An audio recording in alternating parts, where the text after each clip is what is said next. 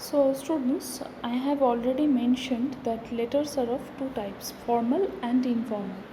Formal means official and informal means personal. So here in your book, page number 162 and 63, you can see the examples of formal and informal letters. So here in informal letter or personal letter, you can see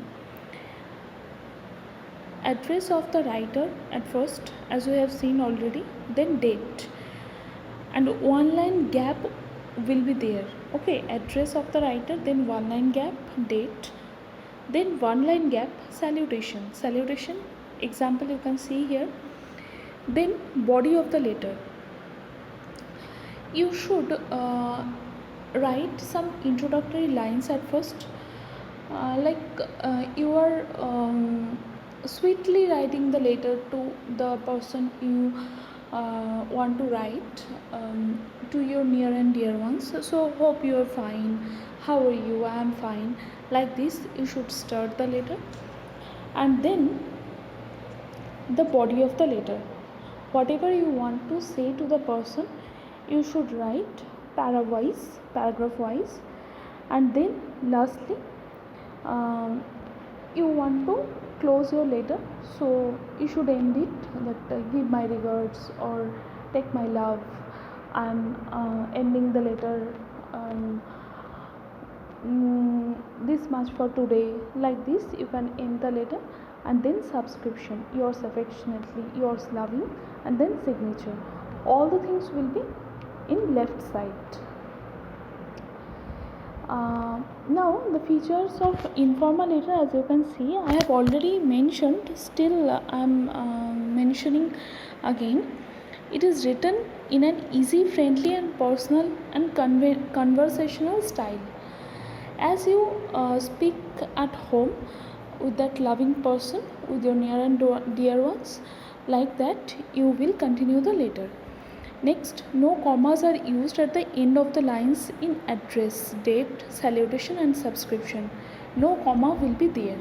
Date can be written as date, then month, then year. No comma is used.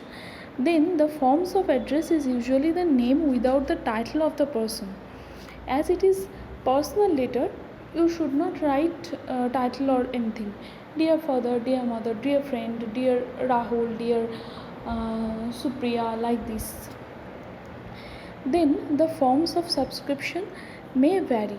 You can write yours affectionately, your affectionate son, your loving friend, like this. So here for letters to family members, yours lovingly, yours affectionately may be used. Now last point, you can see the content should be clear, to the point and coherent. Coherent means related to the topic. So now you can see examples from the book, from the video I have sent you. And next, application. Application is a form of formal letter to the official person. For some official purposes you should write application. You can see you always write application to principal, to teachers, like this. For office boss, we write application. Here in the case of application, we should maintain some formal rules, like recipient address, same as it is written here. Recipient's address, here recipients means to whom you are writing. In personal letter or informal letter, at first we should write writer's address, okay, who is writing the letter. But for application, receiver's address, who is receiving, to whom you are writing. Then date, then subject of the application. For formal letter, you should mention the subject at first.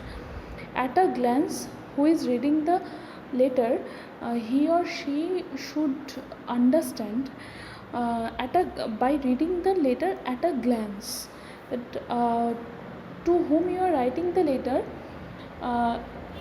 may he or she may not have much time for reading the full letter properly, so they should understand the subject by looking at your letter.